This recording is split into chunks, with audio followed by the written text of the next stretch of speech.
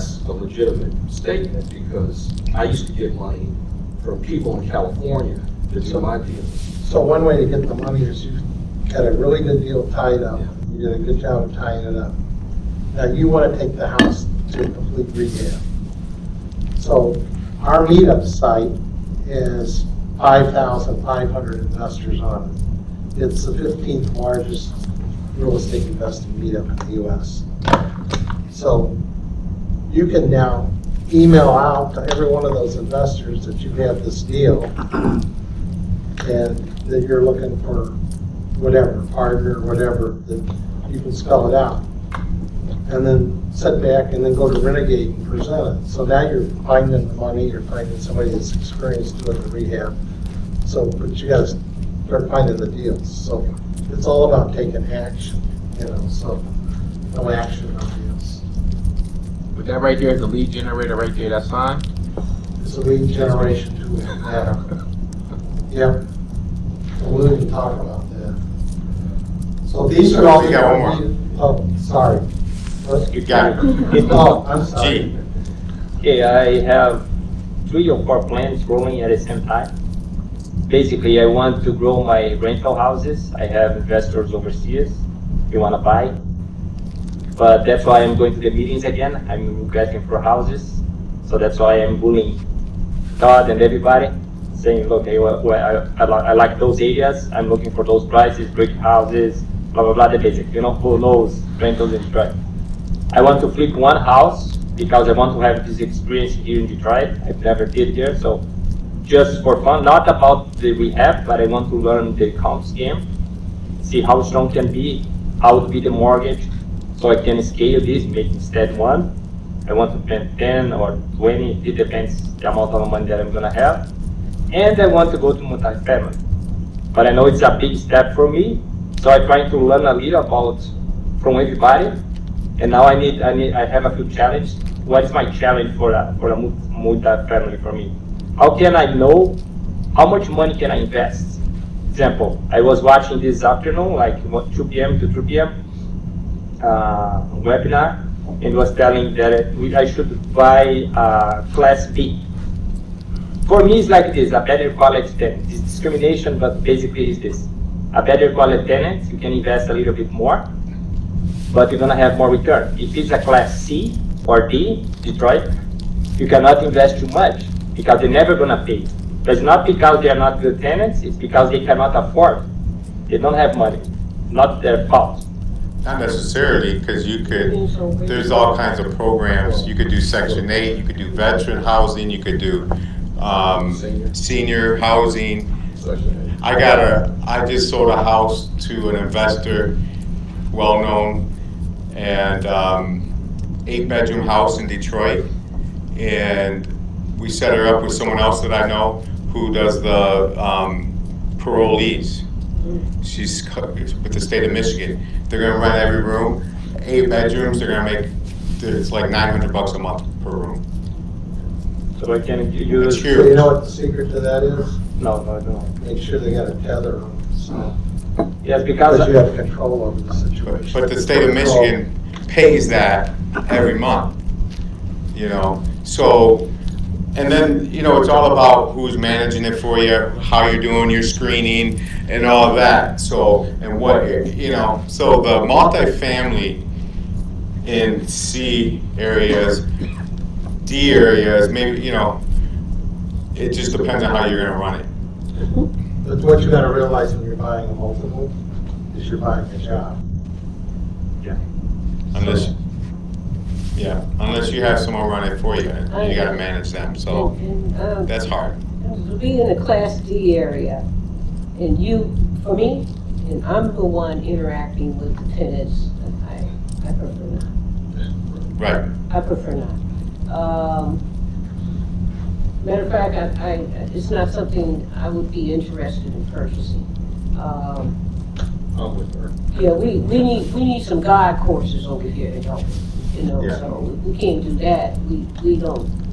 I met this pastor yesterday, and right at 75 in East State Fair, and he has this church, and a school, gymnasium, and another building that has 3 stories and rooms. It's like a dormitory. Yeah, so. And beautiful building, and that's what he's gonna, for parolees that from the neighborhood going back there, he's gonna run a program. But that's a program. Yeah, I You can know, that, I know volunteer. exactly what you're saying. You don't want to run that But I program. can volunteer in a program Yeah. like that, but to But have not for that your as my, accounts. That's not your, as cash flow, yeah, that's too much work. yeah, it's But not I can passive. volunteer into something like that to educate Yeah. and to try to empower people.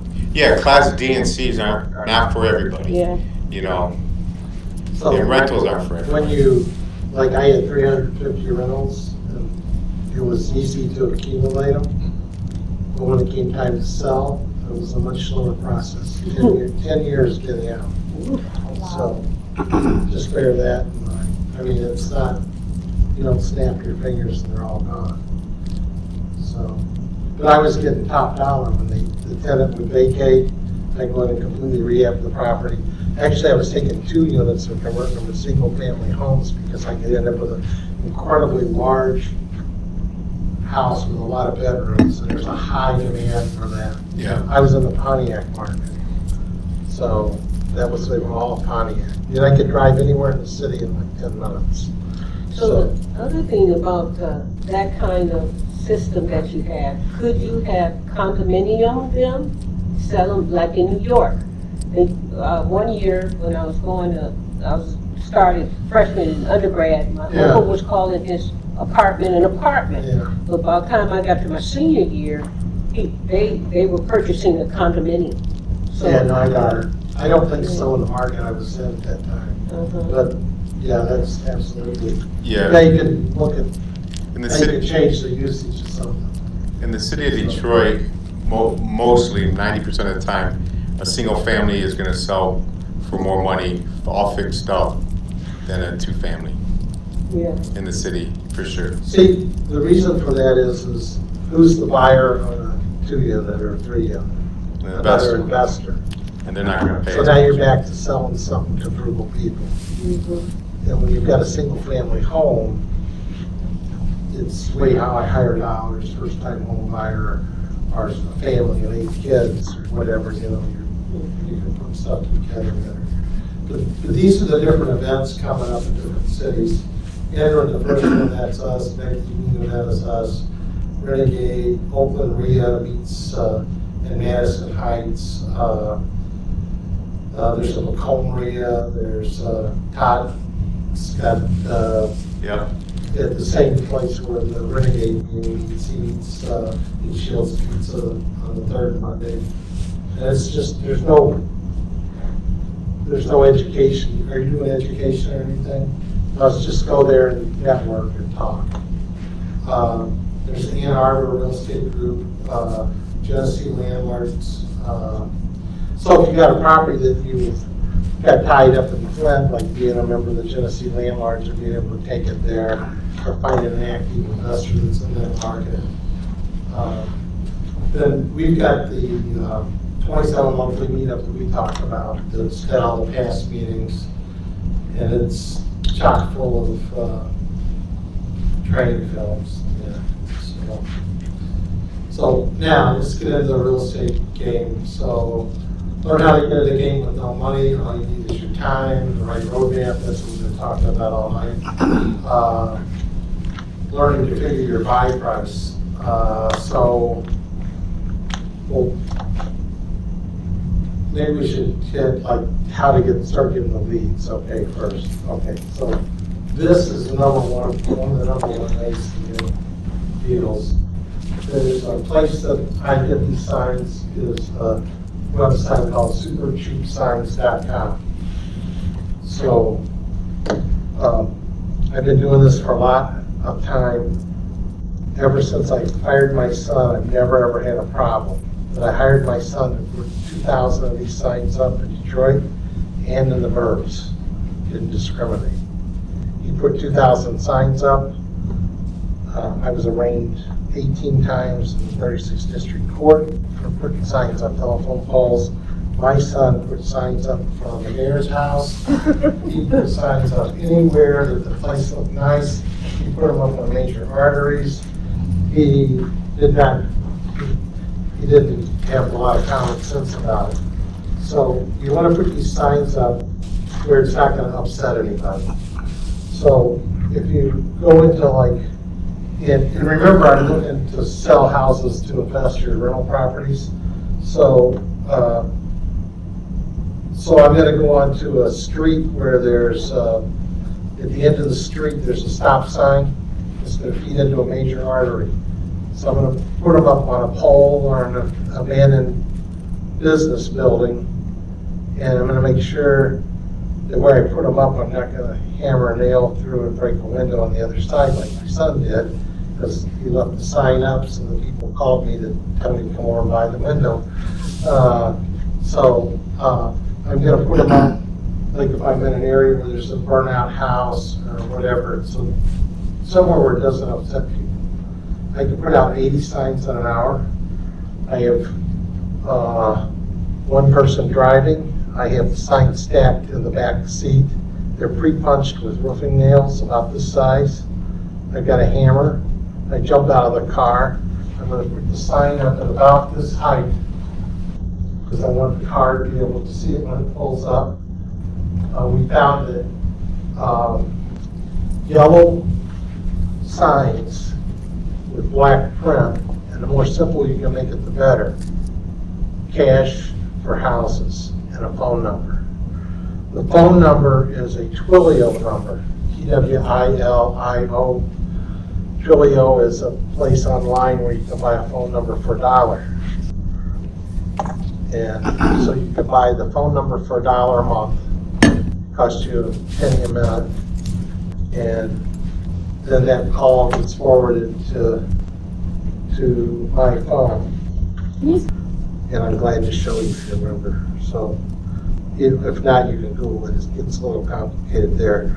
So what happens is, Todd laughs at this stuff. So because of the way you heard how he took that call, it was really smooth, he's really got it down to an art. He is absolutely the person you want to learn that from. I've been doing this for umpteen years, and when you get to be, I'm 69, as soon as I turn 70, I got this rule, I don't even have to speak to people if I don't want to. So you don't really care what other people think, and you don't really care sometimes what the right way is, so I'll let you listen to one of my recordings, which are humorous if nothing else. So let me see if I can find one. So I'm now going to go to my text, and then see it says right here like real estate leads, and it might be a website lead, it might be a real estate lead off a sign. In this case it says Google Maps. So I click that one, and then see all this, they're all there. So when you're old and you can't remember and you're dyslexic, when you write stuff down, you write it down wrong, you want to record it. So I set these up to be recorded. So then it gets text to me. So later I can re-listen to it. It also gives me their phone number. Now they're calling a Twilio number.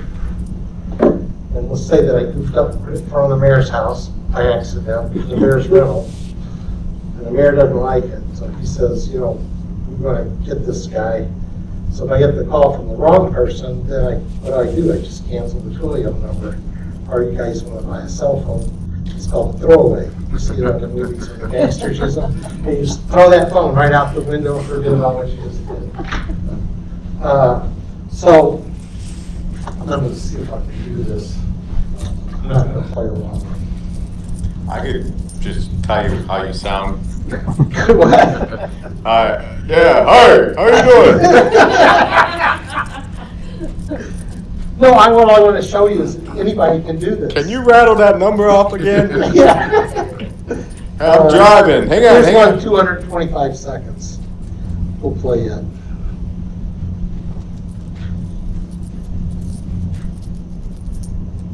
Hi, this is Mark. You can tell by the excitement. I was going to see, I had a property that I was seeing if you was interested in looking at. Absolutely. Just hang on 1 second. Yes, I am. Let me get some information. But first of all, my name is Mark Knock. I've been doing this a long time.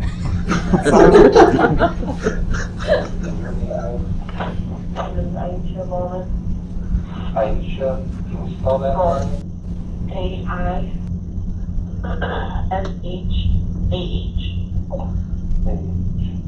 Bowman, BOWMAN. Correct. Okay. And the address of the property? 6016 Walmart. So I'm not gonna force you to listen to all of it, but you get the idea, anybody can do this, right? So don't worry if you don't. Street. Now, how do I shut it off? So when he made that lead, then he sent it to me, and they would not give a price over the phone. All right, not at all. I wanted to make an offer and this and that, and I tried all kinds of different ways. But they told me they're not living in it, that the bathroom's gutted, and this and that. So I know right from there I'm not gonna pay much, and I'm sure they don't want much. It's winter times here and everything else. So I went anyway that day, or the next day, I can't remember, but I think it was the same day. And then when I got out of the car, her husband's there. I'm talking to Aisha, and which is fine. So he was really a really nice guy. And so he showed me through the house and everything else. He still wouldn't give me a number. I said, I gotta go back to my office and try to figure this out and this and that. And then and then the words out of his mouth was, I know you gotta go back to your office and everything, but you think you're gonna be around 15,000 or more? I'm like, I don't know.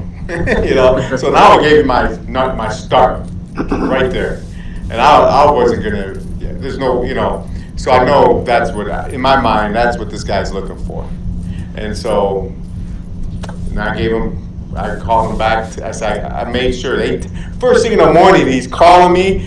I knew it was him. I said, I'm in a meeting. Please text me, and then they said, and then he texted me, are you interested in this house? Now these guys are begging me, right? So I said, yes, I'm really interested. I'll call you in 10 minutes. And then I call him, and I get the lady again, his wife, and so I explained everything to her. I said, for me to buy it fast, I'm gonna be at 10,000, and I'll pay closing costs. But out of the 10,000, I already know they owe 3,000 in taxes. And he said 1,000 at the house, but I checked. I said, but out of that 10,000. The only thing I don't pay for if you have any liens or if you owe a water bill or taxes, I don't pay those. And then, or I have an investors like I told you at the house, because I kind of mentioned that. They might pay a little more. They're not going to pay 15, 16. They're probably around $13,000, $14,000, something like that. And so it's still in the process. He called me back. She told me she just wants the 10,000. I got to talk to my husband. He calls me back, and then he's like, how can you guarantee in 30 days? I said, I can't guarantee anything. I got to bring my investors to it. So I'm trying to make it painful for that process to go on, and so that's where we're at right now. So tomorrow I'll probably have it under contract. And if not, it's got to be at that number so I can sell it. So now I'm a lead generator, even though I'm horrible on the phone, and usually I'm doing other stuff too. So, but I get the right address, the right phone number. So then I immediately go to a site on the internet, get a picture of the house, get all the details on the house, and then I type it all up and send it to him. So he's got a flavor for it when he gets it from me. Better than. Yep. And I always ask him, like that lady on the phone today, she told me $12,000. Great. Now, if she would have said 30, then my answer is, 2-bedroom house, $600 a month rent. I could never pay 30,000. I'm buying houses like this, and I probably would have said, $9,000-$10,000, that's probably what I would have said. So now you go to the real estate club meetings and you ask the investor, where do you want to buy? I want brick bedrooms, I want them off the south field between such and such and such and such. So they're telling you exactly where to put your signs up, right? So now you're going into a neighborhood where they have a watch group, they don't want signs, and you don't see any signs. So now what are you going to do is you're going to put your signs up at the service stations on their property, on the telephone post facing the pumps. You're going to go to dollar stores, liquor stores, you're going to put them in their area, not on the residential area. Because now you're still speaking to the people. You're going to punch your nails like this. You're going to zigzag them. You're going to buy correlation, it's going to be this away if you're putting it up on a pole, because if it's this away, the window went right around it. So you want to put it up to where the sign will stay up. You see that? Everybody following that?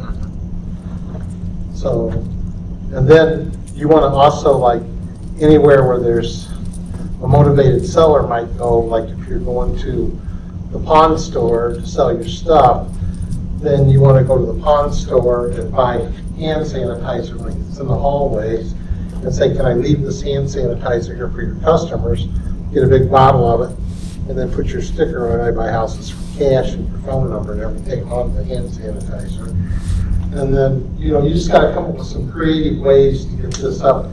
I had the guy that delivered newspapers for the Oakland Press. He went into all party stores. So I just made him my partner, and he put control number. Remember, we can record it, and I can have that recording sent directly to Todd. As I get it, he could be actually getting it in the car. So the guy that's the newspaper guy can be doing that, so he can control, so he can follow his lead, so he knows I'm not cheating him, and then I'm sharing with him. Do you follow? Nothing should make you happier than giving someone a referral fee. Say that one more time. I said, it's true. Yes, yeah. So signs is one of the number one ways to do it. Then wherever you're currently living, you want to go to Google, and you can just Google, where if you want to learn how to do something on Google, where do you go? YouTube. How to do a map. So you're going to do a Google map. Your name of your map is going to be, I buy houses for cash, sell your house quickly, we buy houses for cash. But somebody would say if they were going to sell their house. Now you're going to build a map location, and that call you just listened to came off a Google map. And so they probably went on their phone and said, the only sell my house fast. is going to be me. And then, But I welcome the competition. Because there might be 50 people trying to do this. You still got to be up with the 3-pack top. But here's the good news for you. You are going to be at the top if you're within a 3-mile radius wherever you build that cap. You'll pop in with the 3-pack, is a general rule. Because Google says that they don't do things geo-directed, but they do.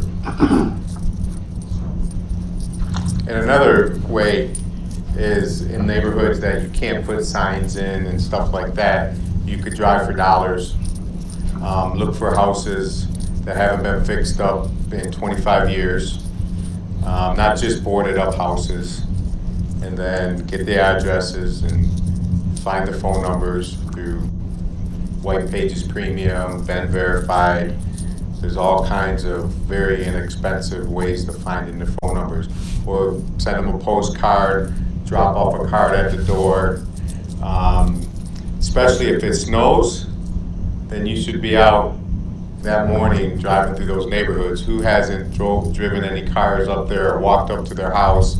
That is, even go at nighttime after it snows and see, or the next day, if you still see it's not done, someone's not living there, so you could always, that's a good way, like the really nice neighborhoods, to find houses that might not look abandoned, but or like vacant, you know, not abandoned, but vacant. And talking to the garbage people, the mail people, getting friends with mailmen, mail women, you know. They can tell you. They can tell you who's got the bills, who's losing their house, what houses are vacant, you know. They, you know, all that stuff. So who might be elderly, someone might have just passed away, and you buy houses, and if they just passed away, you try, you know, and you give them a referral fee. You know, you gotta get creative in how you can do it, because now you're driving for dollars, you can hop out and throw the sign up. You're really looking for the neighbor to call you and tell you, so you get a lot of information. So, register market, get keys. If you have a house that you've got where it's got vagrants living in it, then you're gonna wanna buy them out. Todd will not only buy the vagrant out, he'll then have them work for him. You wanna talk about that? Because I mean, it's a viable solution. Yeah, I got a guy, quite a few people, still friends of mine to this day. He cleans out houses for me. He's living in one of our rental properties. He was in a house that we bought, and it was a family house. He wasn't moving, and said, "Listen, you want to make some money?" "Yes, I'd love to." So I had him clean out the house. Him and his girlfriend, they cleaned it out, and then I moved him into one of our other houses, and they're still living there. Anytime I needed someone to meet the water department, gas company, I call him for $50. He'll Uber him to the house, or he'll take the bus, and same thing on the way home. And he stays there all day. I go over there, give him $50 cash, and nicest guy in the world. I got you. I'll do anything. I had him rip out a driveway with a sledgehammer one time, him and the other guy. So, you know, I try to keep him working. You know, anytime, you know, the skill. I actually got him a job with Marcel. Remember the guy that came to your house? Got him a job with him, and it lasted about it. He just can't work every day. He just can't do it. He work 2 days, I'm done. I gotta take 4 days off. So Marcel said, I can't, you know, he was paying him $10 an hour, you know, to be a laborer. But anyway, so I tried that. Yeah, and when you get into the rehab game and that, you're gonna have a wide range of people that you use that you don't wanna get rid of because they can't do something. Like he's utilizing people. Like I had contractors that worked for me, they were 90% contractors. The price was really right, but I knew that they were only gonna get 90% of the job done, but it was worth hiring them to get that 90% done, to bring in the guy to do the 10%. Yeah, 100%. Yeah. I have a house in Bloomfield Hills. I kid you not, the 10% has taken us 3 weeks. It's crazy. It's finally done. So, one of the things that says on this